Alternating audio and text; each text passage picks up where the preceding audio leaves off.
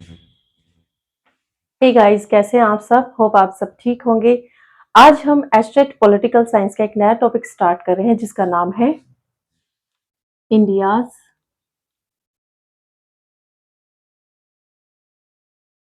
Foreign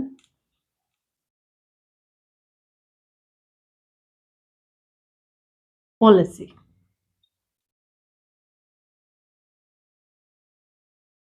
Bharat की जो विदेश नीति है या इंडियाज फॉरेन पॉलिसी, भारतीय विदेश नीति कैसी है? मैंने आपको यूजीसी नेट का जब टॉपिक करवाया था तब आपको बताया था कि भारत की जो फॉरेन पॉलिसी है वो कैसी है। वो सबके साथ क्या है, अच्छे संबंध बनाना चाहता है। कौन? भारत। लेकिन सबसे इंपॉर्टेंट चीज क्या है? अपने राष्ट्रीय हितों को ध्यान में रखकर, राष्ट्रीय हितों को ध्यान में रखकर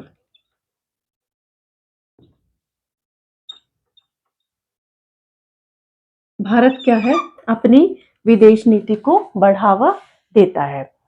अब अपने राष्ट्रीय हितों से क्या अभिप्राय है, क्या मीनिंग है इस चीज का? देखिए, आपकी फैमिली में एक दो तीन चार कितने भी मेंबर हों, आप क्या सोचते हो कि मेरी फैमिली पर किसी भी प्रकार की कोई मुसीबत ना आए या कोई ऐसी बात ना आए मेरी वजह से। ठीक है, हम सब क्या है, जो आपके फैमिली मेंबर्स हैं उनको मान लीजिए आम जनता है, और आप क्या हो, आप पार्लियामेंट में या संसद में रह रहे वो चुने हुए व्यक्ति हो जिसे जनता ने चुनकर भेजा है। आप सब क्या देखेंगे कि मेरे देश के लिए और मेरे देश के लोगों के लिए ये डील जो मैं साइन करने जा रहा हूं, या ये फॉरेन पॉलिसी, ये जो इंपोर्ट एक्सपोर्ट मैं दूसरे देश के साथ कर रहा हूं, इससे मेरे देश को या मेरे देश की जनता को फायदा है या नहीं। तो इसीलिए जो भारत की फॉरेन पॉलिसी है वो कैसी है, अपने राष्ट्रीय हितों को ध्यान में रखकर की जाती है। और दूसरी बात क्या है, भारत क्या है, दूसरे देशों के साथ, दूसरे देशों के साथ अच्छे संबंध बनाता है, अच्छे संबंध बनाकर रखता है या संबंध बनाता है। कैसे बच्चे? अब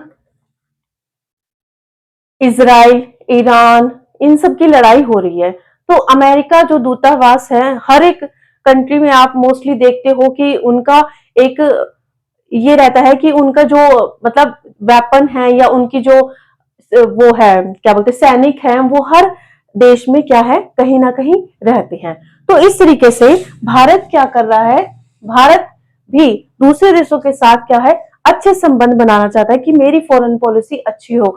अगर किसी देश के साथ किसी भी तरीके का मन मुटाव हो जाता है तो वो आपसी बातचीत के जरिए या किसी और देश की हेल्प से हम उस प्रॉब्लम को सॉर्ट आउट कर लेते हैं। भारत के, आज आपने न्यूज़पेपर देखा होगा, तो इजराइल से और ईरान से तकरीबन 1500 जो हमारे भारतीय व्यक्ति वहां पर थे, जो वहां रह रहे थे या पढ़ाई कर रहे थे या वहां पर जॉब कर रहे थे, वो सब क्या है, वहां से सुरक्षित भारत अब वापस आ चुके हैं। जब यूक्रेन और रूस का युद्ध चल रहा था तब आपने वहां पर देखा था कि भारतीय प्रधानमंत्री जी ने सिर्फ इतना कहा था कि मेरे देश के नागरिकों को कुछ नहीं होना चाहिए, जिस भी व्यक्ति के हाथ में भारत देश का तिरंगा हो उसे सुरक्षित भारत देश पहुंचा दिया जाए।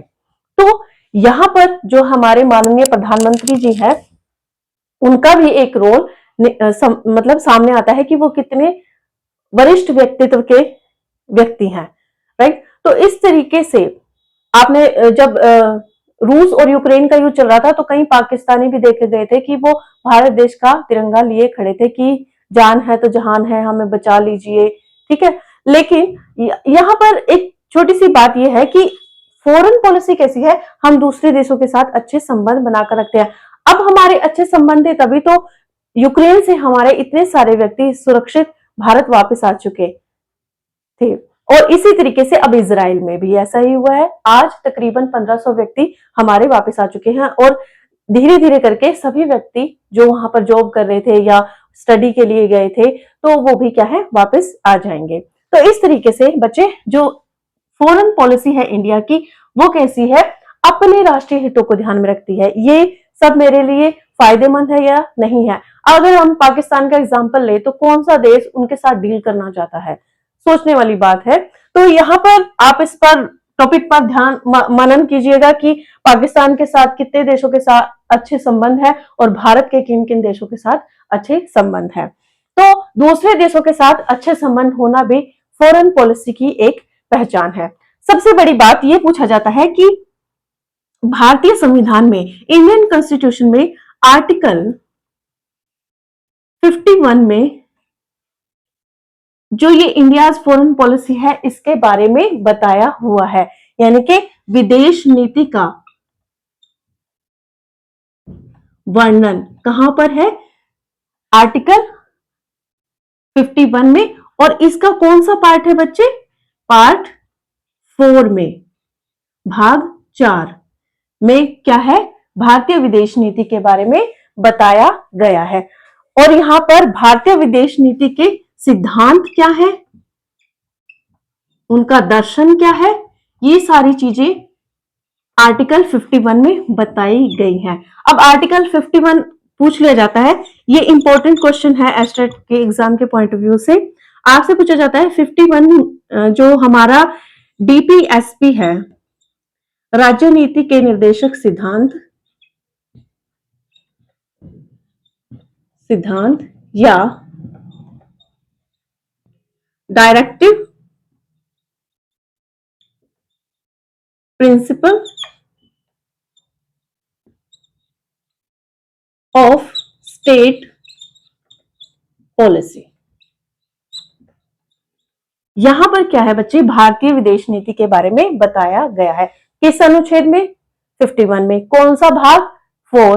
कौन सी जगह पर, डीपीएसपी यानी कि directive principle of state policy में विदेश नीति या इंडियन फॉरेन पॉलिसी का जिक्र किया गया है। ये क्वेश्चन एक बार मैंने एस्टेट के एग्जाम में देखा था, रिपीट हुआ था, ये शायद एसएसटी का एग्जाम था, तब वहां पर ये क्वेश्चन पूछा गया था कि भारतीय विदेश नीति का वर्णन कौन से अनुच्छेद में किया गया है। तो 51 में किया हुआ है, आप इसको नोट डाउन कर सकते हैं। अब आपसे पूछा जाता है कि वो सिद्धांत कौन से हैं, जो विदेश नीति के, फॉरेन पॉलिसी के जो सिद्धांत हैं वो कौन से हैं, उनके बारे में डिस्कस करेंगे हम।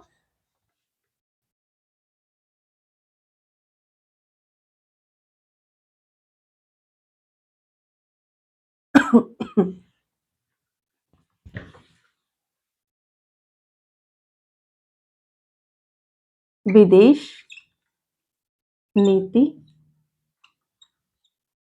के सिद्धांत। अब बार बार भारतीय विदेश नीति ना लिखना पड़े, आप समझ जाइए कि भारतीय विदेश नीति के सिद्धांतों के बारे में हम बात कर रहे हैं। सबसे पहला क्या है, अभी जो हम बात कर रहे थे कि दूसरे देशों के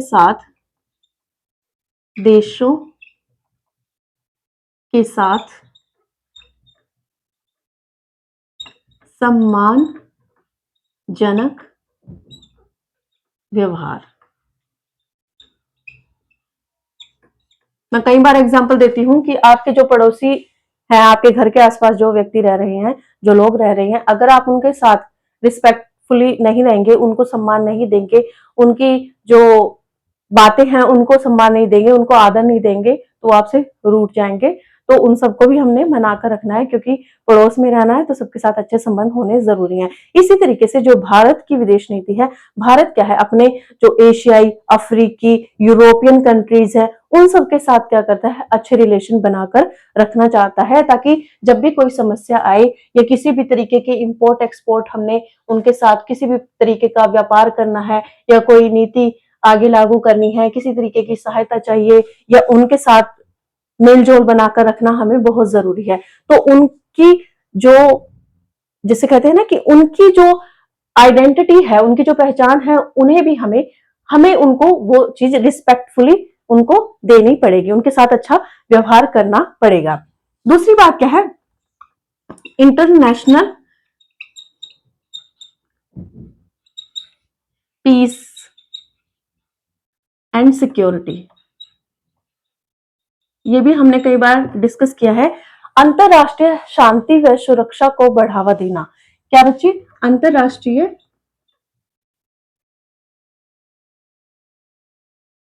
शांति व सुरक्षा को बढ़ावा देना, यानी कि जो इंटरनेशनल पीस है। अब देखिए, आप देख रहे होगे कि इजराइल का, ईरान का जो वॉर हो रहा है, युद्ध हो रहा है, वहां पर जो अमेरिका है वो एक मध्यस्थता का काम करने की कोशिश कर रहा है। या आप कह लीजिए कि रूस और यूक्रेन का जो युद्ध हुआ था, वहां पर बहुत से देशों ने मध्यस्थता करने की कोशिश की थी कि भारत मतलब इंटरनेशनल पीस बना रहे। अब ये युद्ध और ना भड़के, थर्ड वर्ल्ड वॉर का रूप ना ले ले, तो इसलिए अंतरराष्ट्रीय शांति और सुरक्षा को हमने क्या है, फॉलो करना है, उसको बढ़ावा देना है। ये हमारी भारतीय विदेश नीति का एक सिद्धांत रहा है कि अगर हमारे पड़ोसी देश लड़ रहे हैं, जैसे पाकिस्तान हमारे साथ युद्ध कर रहा है, तो हमने शांति से रहना है, हमने पहल नहीं करनी। आपने गुट निरपेक्षता की नीति के बारे में तो सुना ही होगा कि जो भारत की गुट निरपेक्षता की नीति है, वो पहले युद्ध नहीं करता है, वो पहले लड़ाई की बात नहीं करता है, किसी देश के मामलों में हस्तक्षेप नहीं करता है। तो इंटरनेशनल पीस एंड सिक्योरिटी को भारतीय या इंडियन फॉरेन पॉलिसी में एक इंपॉर्टेंट रोल बताया गया है। थर्ड क्या है? विवादों का शांतिपूर्ण निपटारा। विवादों का शांतिपूर्ण निपटारा। देखिए, अभी थोड़े दिनों पहले 2025 की शुरुआत में ही, आई थिंक अप्रैल मई की बात है, जब कश्मीर में जो भारतीय नागरिक थे वहां पर घूमने गए थे पहलगांव में, तो किस तरीके से पाकिस्तानी आतंकवादियों ने उन पर हमला कर दिया था और एक भारतीय सैनिक भी वहां पर शहीद हो गया था, जिसकी रिसेंटली मैरिज हुई थी। तो ये चीजें क्या दिखा रही हैं कि हमारे और पाकिस्तान के बीच में विवाद हो गया था इस चीज को लेकर। भारत ने कोई ऐसा गलत स्टेप नहीं हुआ उठाया, उन्होंने शांतिपूर्ण तरीके से क्या किया, उसका निपटारा करने की कोशिश की। लेकिन अगर सामने वाला अपनी हदों से बाज ना आए और हर वक्त वही गलती पे गलती दोहराता रहे, तो उन्हें सबक सिखाना भी बहुत जरूरी है। तो उसके साथ ही सिंदूर ऑपरेशन चला था और फिर देखिए पाकिस्तान का क्या हाल हुआ था, आप सबने भी देखा है। तो भारत हर विवाद को शांतिपूर्ण तरीके से क्या करता है, निपटाता है। उसके बाद जो इंटरनेशनल लॉ है, इंटरनेशनल लॉ, उसको क्या करना है बच्चे, हमने क्या करना है, रिस्पेक्ट देनी है। जो इंटरनेशनल लॉ है, यानी कि जो कानून बने हुए हैं अंतरराष्ट्रीय स्तर पर, जो विधि या कानून बने हुए हैं, उन्हें हमें रिस्पेक्ट देनी है। हम उसकी बात को नेग्लेक्ट नहीं कर सकते हैं। जो अंतरराष्ट्रीय स्तर पर, और वो क्या मतलब वो क्या कानून बने हुए हैं, यही है कि हमने किसी के मामलों में हस्तक्षेप नहीं करना, हमने लड़ाई नहीं करनी, हमने झगड़ा नहीं करना, हमने युद्ध नहीं करना। जैसे हमारे पेरेंट्स भी हमें समझाते हैं, बच्चे आपस में लड़ना नहीं है, किसी के साथ बहस नहीं करनी है, किसी के साथ गलत व्यवहार नहीं करना है। वही सब चीजें यहाँ पर लिखी हुई है कि इंटरनेशनल लेवल पर हमें दूसरे देशों के साथ वो व्यवहार नहीं करना है। तो यहाँ पर इंटरनेशनल लॉ को हमने क्या करना है बच्चे, रिस्पेक्ट देनी है। तो इस तरीके से ये इसके सिद्धांत हो जाते हैं। उद्देश्यों के बारे में भी थोड़ा सा हम डिस्कस कर लेते हैं कि जो हमारा इंडिया फॉरेन पॉलिसी है, उसके क्या क्या उद्देश्य रहे हैं। हाँ, विजिबल है आपको ये। तो इसके उद्देश्य क्या है बच्चे, सबसे पहला साम्राज्यवाद या उपनिवेशवाद का विरोध। देखिए, कोई बड़ी कंट्री है और किसी छोटी कंट्री पर क्या कर रही है, अटैक कर रही है, उस पर अपना साम्राज्य स्थापित कर रही है, उसको अपने कब्जे में ले रही है, यानी कि उनका शोषण कर रही है। इस तरीके की जहां पर भी एक्टिविटी हो रही है, तो भारतीय जो विदेश नीति है उसका उद्देश्य क्या है कि हम उसका विरोध करेंगे, हम उस चीज को बर्दाश्त नहीं करेंगे। अगर ऐसा कुछ भी देखने को मिला तो भारत की जो विदेश नीति का उद्देश्य है वो क्या है, साम्राज्यवाद और उपनिवेशवाद, यानी कि एंटी इंपेरियलिज्म। ठीक है, तो वहां पर क्या है, इस चीज को हमने क्या करना है, विरोध करना है, इंपेरियलिज्म को विरोध करना है। उसके बाद है गुटनिरपेक्षता को बढ़ावा। हमारी जो गुटनिरपेक्षता की नीति है उसको हमने क्या करना है, बढ़ावा देना है, नीति को बढ़ावा देना है। हमने उस नीति का पालन करना है जो हम वर्षों से उसको फॉलो करते आ रहे हैं। विश्व शांति, वर्ल्ड पीस है ना, हिंदी में ही लिख देते हैं इसको, विश्व शांति को बढ़ावा, जो अभी हमने डिस्कस किया। ये कम से मतलब दोनों एक दूसरे से मिलते जुलते हैं, सिद्धांत और उद्देश्य, तो इनको ज्यादा समझने की जरूरत नहीं है। विवादों का समाधान शांतिपूर्ण तरीके से, विवादों का समाधान शांतिपूर्ण तरीके से, विश्व शांति को बढ़ावा देना, विवादों का समाधान करना, और आपका जो है राष्ट्रीय हितों को प्राप्त करना। मतलब जो राष्ट्र के हित है, राष्ट्रीय हितों, जो राष्ट्र के हित हैं उनको ध्यान में रखना। जो हमने स्टार्टिंग में डिस्कस किया था कि जो भारत के लिए जो फॉरेन पॉलिसी सही है उसकी तरफ ही हमने ध्यान देना है। तो ये उद्देश्य और इसके सिद्धांत हो जाते हैं किसके, फॉरेन पॉलिसी के, जो कि आप नोट डाउन कर सकते हैं या स्क्रीनशॉट ले सकते हैं। उसके बाद हम बच्चे डिस्कस करेंगे कि किस तरीके से भारत की विदेश नीति ने समय के अनुसार बढ़ती चली गई है, या किस तरीके से फॉरेन पॉलिसी ने अपना विकास किया है, डेवलपमेंट किया है। सबसे पहले हम डिस्कस करेंगे पंचशील सिद्धांत को, राइट। सबसे पहले हम किसको डिस्कस करेंगे, पंचशील सिद्धांत। यस फ्रेंड्स, तो जो 5 प्रिंसिपल हैं या जो पंचशील का सिद्धांत है उसके जो 5 प्रिंसिपल हैं वो कौन कौन से हैं। सबसे पहले mutual respect for each others, यानी कि जो अदर कंट्रीज है उन्हें हमने म्यूचुअल रिस्पेक्ट देनी है, यानी कि हमने उनको सम्मानजनक तरीके से या आदर भाव दिखाना है। उनके साथ किसी भी तरीके का युद्ध या अदर एक्टिविटी नहीं करनी है, हमें उन्हें सम्मान देना है। किसी भी प्रकार की कोई, जैसे कहते हैं युद्ध या इस तरीके का कुछ भी ऐसा नहीं करना है। और क्या है, सेकंड इन्होंने कहा है नॉन अग्रेशन, मतलब हमने किसी भी तरीके का उनके सामने गुस्सा नहीं दिखाना है, उनके साथ बुरा व्यवहार नहीं करना है, नॉन अग्रेशन नहीं दिखाना, नॉन इंटरफेरेंस। अगर उनका किसी अन्य देश के साथ किसी भी तरीके का भेदभाव चल रहा है या लड़ाई चल रही है तो हमने इंटरफेयर नहीं करना है जब तक कि हमें कहा ना जाए। यानी कि जब 2 लोगों की लड़ाई हो रही है, जब तक वो हमें बीच में बुलाकर उस बात को सोल्यूशन करने के लिए ना कहे तो पहले ही हमें बीच में नहीं कूद जाना है। वो कहते हैं ना कि दोनों के बीच में वो तीसरा फिर पिटता है। तो इस तरीके से क्या है, नॉन इंटरफेरेंस, हमें इंटरफेरेंस नहीं करनी है। इक्वालिटी एंड म्यूचुअल बेनिफिट, हमने समानता या आप कह सकते हो हर एक देश को समान समझना है और उनमें किसी भी तरीके का अपना मतलब म्यूचुअल बेनिफिट, आप कह सकते हो कि किसी भी तरीके का हमें अपना, जैसे कहते हैं ना, अपना अपना लाभ नहीं देखना है। मतलब दोनों देशों के संबंध अच्छे बने हैं यही सोचना है। पीसफुल को एग्जिस्टेंस मीन्स शांतिपूर्ण सह अस्तित्व, हमें हर एक देश के साथ शांतिपूर्ण तरीके से रहना है, किसी भी तरीके का ऐसा व्यवहार नहीं करना है जिससे कि लगे कि मतलब आपस में 2 देश लड़ रहे हैं। ठीक है, तो ये क्या है, 5 प्रिंसिपल है।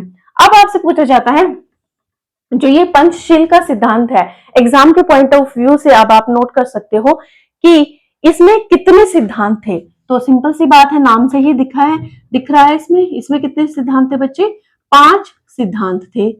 और ये जो पंचशील का सिद्धांत है ये कब बना था, ये बना था बच्चे 29 अप्रैल 1954 को ये जो सिद्धांत था वो बनाया गया था।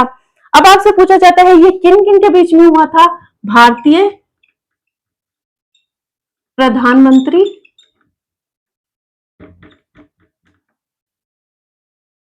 जवाहरलाल नेहरू और पाकिस्तान के जो राष्ट्रपति थे उस समय अयूब, एक सेकेंड, पाकिस्तान के राष्ट्रपति थे, सॉरी चीन के जो राष्ट्रपति थे, चीन के, पाकिस्तान में चीन के पीएम थे चाओ एन लाई, या आप कह सकते हो चीन के जो प्रमुख थे उस समय, चीन के प्रमुख चाओ एन लाई के बीच में हुआ था।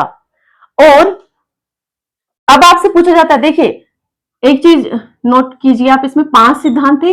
कब बना था? 29 अप्रैल 1954 को इस पर क्या हुआ था? सिग्नेचर हुआ था।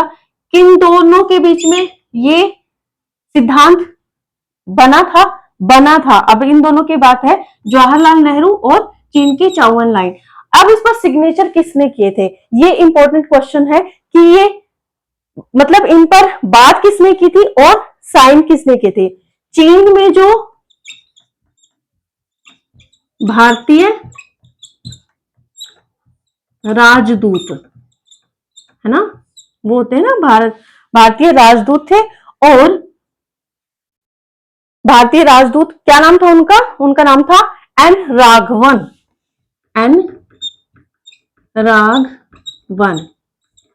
और चीन के व्यक्ति थे, चीन के जो विदेश मंत्री थे उनका नाम था हानफू, चीन के विदेश मंत्री नाम था उनका हान फू। फूक मार के उड़ा दो, इस तरीके से लर्न कर लेना, ये इंपॉर्टेंट क्वेश्चन है। और इन्होंने क्या किए थे? हस्ताक्षर किए थे, यानी कि सिग्नेचर किए थे। किसने किए थे सिग्नेचर? इन दोनों ने सिग्नेचर किए थे। किस पर? पंचशील के जो समझौता हुआ था या सिद्धांत था, इन दोनों ने सिग्नेचर किए थे। भारतीय राजदूत थे चीन में भारत के राजदूत थे एन राघवन, और चीन के जो विदेश मंत्री थे हान फू, इन दोनों ने मिलकर इस पर साइन किया था। लेकिन बातें किनके बीच में हुई थी? भारतीय प्रधानमंत्री जवाहरलाल नेहरू और चीन के प्रमुख जो चाओ एन लाई थे। जो हमारे भारत देश के प्रथम प्रधानमंत्री थे जवाहरलाल नेहरू जी, उन्होंने बहुत सारी, जब वो आए थे तब आपको पता है कि 1947 में भारत आजाद हुआ था, तो उन्हीं के कार्यकाल में या उन्हीं ने क्या है गुटनिरपेक्षता की नीति अपनाई, निर्वाचन प्रक्रिया शुरू करी। तो इस तरीके से इन्होंने भी एक इंपॉर्टेंट योगदान दिया है अपना, अपनी राजनीति के समय में। तो हम इनका जो इन्होंने भारत देश को दिया है उसको नेग्लेक्ट नहीं कर सकते। तो बच्चे ये जो पंचशील सिद्धांत हुआ था, ये क्या है? इन दोनों ने सिग्नेचर किए थे और यहाँ पर बातचीत इन दोनों के बीच में हुई थी। आपसे डेट पूछी जा सकती है, ये एचटेट के एग्जाम के पॉइंट ऑफ व्यू से इंपॉर्टेंट है, आप इसको नोट डाउन कर सकते हैं या स्क्रीनशॉट ले सकते हैं। स्पेशली आप इस पोर्शन को ध्यान में रखिएगा, क्योंकि यहां से क्वेश्चन आपसे जरूर पूछा जा सकता है। यस, उसके बाद क्या है बच्चे, हम डिस्कस करेंगे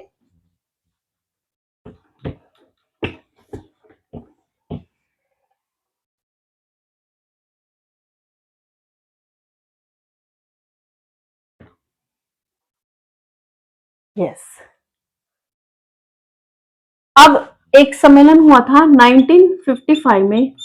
मैं आपको ये सारा जो टॉपिक करवा रही हूँ ये एस्टेट के एग्जाम के लिए ही इम्पोर्टेंट है। जो भी मैं आपसे क्वेश्चन डिस्कस कर रही हूँ या जो भी मैं बोर्ड पे नोट डाउन करवा रही हूँ, वो सारा आपका एसडेट के एग्जाम के पॉइंट ऑफ व्यू से है। देखो बच्चे, 1955 में ब्वांडुंग सम्मेलन हुआ था। ये क्वेश्चन एस्टेट में रिपीट हुआ है, 2 बार ये क्वेश्चन आ चुका है कि ब्वांडुंग सम्मेलन कब हुआ था? 1955 में। और इसकी अगर आपसे एग्जैक्ट डेट पूछी जाए बच्चे, तो 18 अप्रैल से 24 अप्रैल है 1955। कहां हुआ था? इंडोनेशिया। ठीक है, ये एग्जैक्ट डेट है और ये कहां पर हुआ था? इंडोनेशिया में। इसका विचार किसने रखा था बच्चे? श्रीलंका ने। श्रीलंका ने इसका विचार रखा था। अब कितने देशों ने भाग लिया था? 29 देशों ने इस सम्मेलन में भाग लिया था। ठीक है, उसके बाद जैसे इंडोनेशिया, श्रीलंका ने इसका विचार रखा था, इंडोनेशिया में ये हुआ था, और आपसे पूछा जाता है कि कितने देशों ने भाग लिया था? 29 कंट्रीज ने इसमें पार्टिसिपेट किया था। इसका जो मेन उद्देश्य था वो क्या था बच्चे? एशियाई अफ्रीकी देशों के बीच में सांस्कृतिक व आर्थिक बढ़ावा। मतलब जो एशियाई और अफ्रीकी कंट्रीज हैं, उन देशों के बीच में कल्चरल और जो इकोनॉमिक, जो इंपोर्ट एक्सपोर्ट है या एक्सचेंज है, वो बढ़ता रहे, यानी कि आर्थिकता को बढ़ावा देना है। हमने वहां पर क्या करना है? बिजनेस करना है, या अपनी किसी चीज को वहां पर इंपोर्ट करना है, एक्सपोर्ट करना है। तो ये जो बांडुंग सम्मेलन हुआ था, इसका मेन कारण यही था कि एशियाई अफ्रीकी देशों के जो बीच में क्या है बच्चे? आर्थिकता को बढ़ावा देना है। और हाँ, बांडुंग सम्मेलन में इतना ही आएगा, आप इसको नोट डाउन कर सकते हैं। उसके बाद है आपका बांडुंग सम्मेलन के बाद राष्ट्रमंडल की सदस्यता। राष्ट्रमंडल की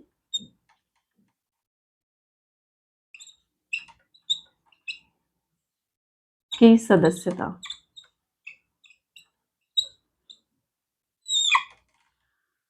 देखिए, जो राष्ट्रमंडल है उसकी सदस्यता पर विचार किया गया था, और भारत राष्ट्रमंडल का सदस्य कब बना था? 28 अप्रैल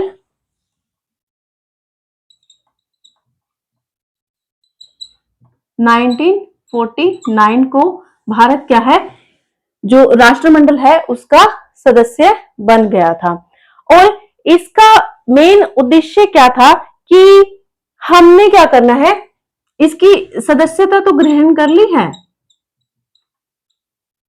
हमने इसकी सदस्यता ग्रहण की है, हमने अपने हितों के लिए इसकी सदस्यता ग्रहण की थी।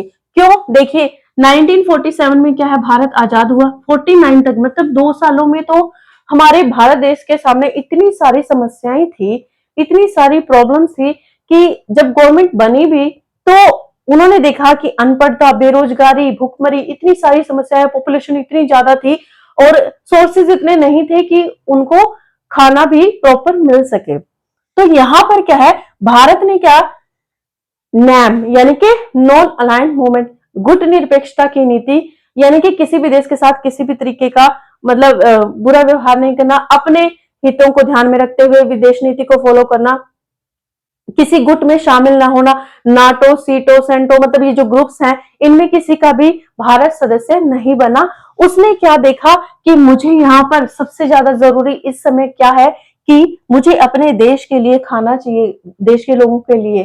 तो उसने क्या किया? राष्ट्रमंडल की सदस्यता ले ली। क्यों ली? ताकि भारत देश के जो व्यक्ति हैं, जो लोग हैं, उनके पास प्रॉपर फूड प्रोवाइड करवा सके, उनसे हेल्प ले सके। बेसिकली हमने राष्ट्रमंडल की सदस्यता क्यों ली थी बच्चे?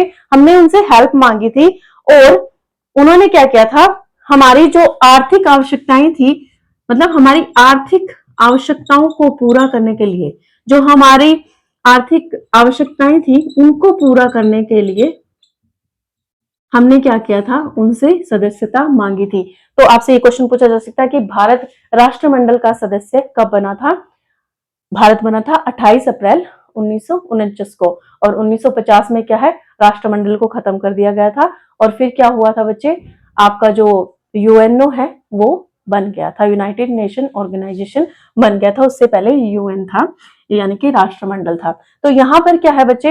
यहाँ तक आई थिंक आपको समझ आ रहा होगा। उसके बाद 1949 तक हमारी बात हो गई। एक पॉइंट रह गया है, उसको भी पाकिस्तान के बारे में है वो पॉइंट, थोड़ा सा डिस्कस कर लेते हैं। क्या हुआ था बच्चे? भारत पाकिस्तान युद्ध हो रहा था, मतलब 1948 की बात है, इंडिया पाक वॉर हो रहा था। मतलब वॉर इन द सेंस कि जब पाकिस्तान ने कश्मीर पर कबायली आक्रमण किया था, कश्मीर पर कबायली आक्रमण, ये क्वेश्चन आया था पीजीटी पॉलिटिकल साइंस में, आई थिंक उड़ीसा में एक वहां पर आया था, ध्यान नहीं है अभी। कश्मीर पर कबायली आक्रमण हुआ था, किसने किया था? पाकिस्तान ने किया था। तो इसके बारे में भी क्या है बच्चे, थोड़ा सा देख लेते हैं कि कौन से ईयर में हुआ था। तो यहां पर जो ये वॉर हुआ था या ये युद्ध हुआ था, कश्मीर पर अपना कबायली आक्रमण किसने किया? पाकिस्तान ने। यानी कि पाकिस्तान अपना क्या है, वहां पर प्रभुत्व स्थापित करना चाहता था या उसको अपने कब्जे में लेना चाहता था। अब हम उपनिवेशवाद का विरोध करते हैं, साम्राज्यवाद का विरोध करते हैं, जातिवाद का विरोध करते हैं, तो हम अपने देश के एक हिस्से को कैसे पाकिस्तान को सौंप सकते थे? तो यहां पर क्या हुआ था, हम दोनों के बीच में क्या है, इंडिया और पाकिस्तान के बीच में एक प्रॉब्लम चल गई थी। तो एक सबसे बड़ा इंपॉर्टेंट क्या था, वर्ल्ड बैंक ने 1960 में क्या हुआ था, वर्ल्ड बैंक ने यहां पर क्या किया, प्रॉब्लम का सॉल्यूशन किया, यानी कि यहां पर बीच में मध्यस्थता का काम किया था वर्ल्ड बैंक ने 1960 में। और उन्होंने क्या कहा था बच्चे कि जो नेहरू थे और अयूब खान, इनके बीच में, नेहरू और अयूब खान जो उस समय उनके राष्ट्रपति थे, तो उनके बीच में एक समझौता हुआ था जो बहुत ही बड़ा समझौता था। यानी कि इन्होंने क्या कहा कि जो सिंधु जल समझौता है उस मतलब उसको कर दिया गया था, और आज तक का वर्ल्ड का सबसे बेस्ट डिसीजन माना जाता है ये वर्ल्ड बैंक ने मध्यस्थता की थी और सिंधु जल समझौता हुआ था भारत और पाकिस्तान के बीच में, जो आज भी क्या है, भारत पाकिस्तान को पानी देता आ रहा था। लेकिन जब पिछले साल 2025 में सिंदूर ऑपरेशन हुआ था तो हमने उन्हें पानी देने से मना कर दिया था, क्योंकि उन्होंने हमारे जो कहते हैं ना कि भारत देश के नागरिकों पर बिना वजह बेवजह उन पर हमला कर दिया था, और वो कह रहे थे कि हमने ऐसा कुछ नहीं किया, झूठ बोल रहे थे। तो फिर उन्होंने उसका खामियाजा भी भुगता। ठीक है, तो सिंधु जल समझौता हुआ था, आज तक का वर्ल्ड का सबसे फेमस इसको बोला जाता है कि ये समझौता हुआ था, ये मध्यस्थता का काम किसने किया था? वर्ल्ड बैंक ने किया था। तो एक तो आपसे पूछा जाता है कि कश्मीर में कबायली आक्रमण कब हुआ था? 1948 में हुआ था। और आपसे पूछा जाता है कि ये जो सिंधु जल समझौता है किनके बीच में हुआ था? भारत और पाकिस्तान के बीच में हुआ था। असिस्टेंट प्रोफेसर में एक क्वेश्चन आया था कि कौन कौन से व्यक्तियों के बीच में सिंधु जल समझौता हुआ था? तो भारत के नेहरू और पाकिस्तान के अयूब खान के बीच में ये समझौता हुआ था। तो इस तरीके से आप इसको नोट डाउन कर सकते हैं। उसके बाद हम डिस्कस करते हैं बच्चे जो एक इंपॉर्टेंट क्वेश्चन है इसके बीच में ही, क्योंकि भारतीय विदेश नीति की बात चल रही है, तो एक बड़ा ही इंपॉर्टेंट क्वेश्चन है, यूनाइटेड नेशंस ऑफ अमेरिका, यानी कि अमेरिका का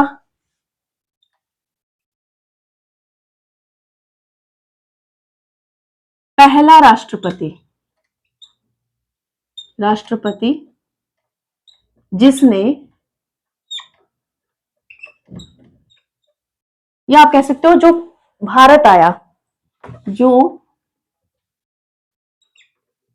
भारत आया, आपसे क्वेश्चन पूछा जा सकता है, ये इंपॉर्टेंट क्वेश्चन है, किसी भी एग्जाम में आपसे क्वेश्चन पूछा जा सकता है। तो उनका नाम था आइजनहावर। उनका क्या नाम था? आइजनहावर उनका नाम था, जिसने भारत की यात्रा की थी, या भारत वो आया था। ये फॉरेन पॉलिसी में क्वेश्चन बन जाता है कि भारत में एक अमेरिका, क्योंकि सुप्रीम पावर है, तो वो उसका जो राष्ट्रपति था, पहला राष्ट्रपति था, उसके बाद तो बहुत आए, तो कौन आया था? वो आइजनहावर आया था। उसके बाद ये क्वेश्चन आया हुआ है एग्जाम में, ठीक है, और बहुत बच्चे इसमें बिल्कुल इंटर लिख कर आए थे, तो इसका आंसर गलत था, क्योंकि आइजनहावर था अमेरिका का राष्ट्रपति जो भारत आया था। नेहरू युग की हम बात कर चुके हैं कि पंचशील का समझौता हुआ था, कौन कौन सी समस्या, कबायली आक्रमण हुआ था या सिंधु जल समझौता हुआ था, ये सारा नेहरू काल में हुआ था। अब हम नेहरू जी की मृत्यु हो जाती है, उसके बाद शास्त्री युग आता है, यानी कि नेहरू जी की मृत्यु कब हो जाती है 1964 में, और उसके बाद शास्त्री जी आते हैं, यानी कि लाल बहादुर शास्त्री जी 1964 से 1966। देखिए इनका कार्यकाल सिर्फ 2 सालों का ही महज था, जिसमें जो शास्त्री जी थे, एक तो बड़ी इंपॉर्टेंट चीज ये है कि यथार्थवादी थे। यथार्थवादी मीन्स ये रियलिज्म पर बिलीव करते थे। व्हाट इज रियलिटी, सच्चाई क्या है, रियलिटी यानी कि ये पेड़ है, ये व्यक्ति है, इसकी क्या जरूरत है। लेकिन जो नेहरू जी थे वो आदर्शवादी थे, आइडियलिज्म को फॉलो करते थे कि नहीं नहीं ये इससे दोनों देशों के बीच में प्रॉब्लम हो जाएगी, लड़ाई हो जाएगी, बहस हो जाएगी, इन चीजों का ध्यान रखते थे। लेकिन जो हमारे शास्त्री जी थे वो आदर्शवादी ना होते हुए यथार्थवादी व्यक्तित्व के धनी थे, या यथार्थवादी या रियलिज्म या रियलिस्टिक व्यक्ति थे। इनके कार्यकाल में क्या क्या हुआ, 2 ही बातें हुई जो वेरी वेरी इंपॉर्टेंट है। सबसे पहली बात तो क्या हुई थी, इन्होंने क्या किया था, जो हमारे नेहरू जी थे उन्होंने एशियाई और अफ्रीकी देशों के साथ अच्छे संबंध बनाने के लिए बात की थी। इन्होंने क्या कहा था, दक्षिण पूर्वी एशियाई देशों के साथ संबंध पर बल दिया था। इन्होंने क्या कहा था बच्चे, कि जो दक्षिण पूर्व एशियाई देश हैं उनके साथ हमने क्या है, अच्छे संबंध बनाने हैं। जो हमारे, अब आप देख लीजिए कि जो दक्षिण पूर्व एशियाई देश कौन कौन से हैं, उनके साथ हमने क्या करना है, अच्छा संबंध बना के रखना है, क्योंकि पड़ोसी देश हैं और उनके साथ हमारे अच्छे संबंध होने बहुत जरूरी हैं। दूसरी बात क्या हुई थी बच्चे, इनकी दूसरी बात हुई थी कि भारत और पाकिस्तान के बीच में ताशकंद समझौता हुआ था। कौन सा समझौता हुआ था, ताशकंद समझौता, जो वेरी वेरी इंपॉर्टेंट है, एस्टेट में बहुत बार पूछा जाता है, वेरी वेरी इंपॉर्टेंट, स्टार लगा लो, यहां से क्वेश्चन जरूर आता है। भारत पाकिस्तान के बीच में क्या हुआ था, ताशकंद समझौता हुआ था। कब हुआ था, 10 जनवरी 1966 को, और 11 जनवरी को ही क्या हो गया था, 1966 को शास्त्री जी की वहीं ताशकंद में ही क्या हो गई थी, डेथ हो गई थी। ये सोचने वाली बात है कि एक दिन पहले समझौता हुआ और अगले दिन उनकी डेथ हो गई थी। आज भी एक विषय बनता है कि ऐसा क्या हुआ था जो उनके अगले दिन ही ताशकंद में वहीं पर उनकी डेथ हो गई थी, क्या वजह रही थी, आज तक उसका पता नहीं लग पाया है। तो ये बड़ी विचार वाली बात है, ठीक है। आप भी इसके बारे में सोचिए, एनालिसिस करिए, इसके बारे में ढूंढिए, कहीं पर पता चले कि क्या रीजन रहा होगा। इतने अच्छे व्यक्तित्व का धनी व्यक्ति, मतलब जो रियलिज्म पर बिलीव करता था, ठीक है, उसकी अचानक से सडनली डेथ हो गई। फिर क्या है, जो भी व्यक्ति इनके साथ गए हुए थे, पूरी टीम गई हुई थी, तो उन्हें भारत देश वापस बुला लिया गया था। उसके जस्ट बाद क्या हुआ बच्चे, जैसे इनकी डेथ हो गई तो सारे देशों को क्या है, भारत और जो इनके साथ व्यक्ति गए थे उनको भारत देश वापस बुला लिया था। आपसे पूछा जाता है कि ये जो ताशकंद समझौता है, इस पर सिग्नेचर किसने किए थे, सिग्नेचर यही हमारा आएगा लाल बहादुर शास्त्री जी, बहादुर शास्त्री और अयूब खान के बीच में क्या हुए थे बच्चे, सिग्नेचर हुए थे, या आप कह सकते हो कि ताशकंद समझौता हुआ था। ये पाकिस्तान के जो राष्ट्रपति थे उनके बीच में क्या हुआ था बच्चे, ये समझौता हुआ था अयूब खान और लाल बहादुर शास्त्री जी के बीच में। तो बच्चे ये ताशकंद समझौता आप वेरी वेरी इंपॉर्टेंट है, कब हुआ था? 10 जनवरी 1966 को। 11 जनवरी 1966 को शास्त्री जी की ताशकंद में ही मृत्यु हो गई थी और सिग्नेचर किसने किए थे? लाल बहादुर शास्त्री और अयूब खान ने। उसके बाद हमारा एक छोटा सा टॉपिक और है, वो डिस्कस करते हैं, जिसमें है शिमला समझौता। वेरी वेरी इंपॉर्टेंट है, यहाँ से भी क्वेश्चन बहुत बार पूछा जाता है कि शिमला समझौता कब हुआ था, ठीक, कहां पर हुआ था? शिमला समझौता कहां पर हुआ था? हिमाचल प्रदेश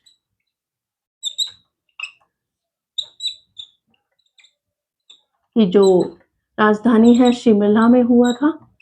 इसके नाम से ही पता चल रहा है कि ये शिमला में हुआ था। कब हुआ था ये? 2 जुलाई 1972 को। 2 जुलाई 1972, 1972 को हुआ था। बच्चे, शिमला समझौता क्या था? ये भारत पाक के मध्य शांति संधि हुई थी। भारत और पाकिस्तान के बीच में शांति संधि इसे कहा जाता है। ये समझौता हुआ था, भारत और पाकिस्तान के बीच में शांति संधि हुई थी। इंदिरा गांधी और किनके बीच में हुई थी? इंदिरा गांधी, जुल्फिकार अली भुट्टो के बीच में ये समझौता हुआ था, शिमला समझौता, जो कि वेरी वेरी इंपॉर्टेंट है। इसमें कुछ बातें हुई थी, यानी कि जो शांति संधि थी, इसमें क्या था? एक तो LOC, line of actual control के बारे में बात हुई थी, ठीक है।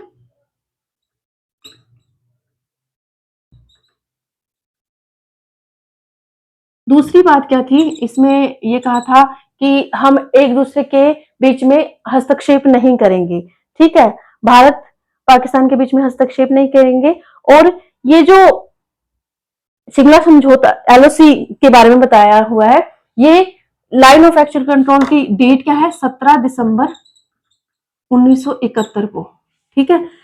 इसके बारे में डिस्कस किया गया था। दूसरी बात क्या कही गई थी?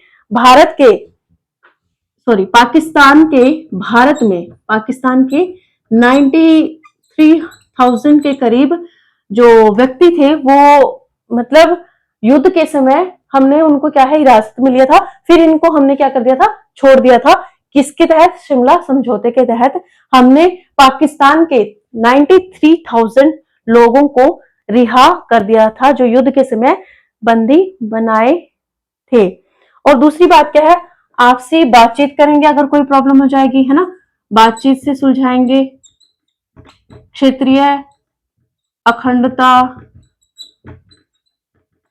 व सुरक्षा का ध्यान रखेंगे, है ना। तो ये 3-4 कुछ बातें हुई थी शिमला समझौता में।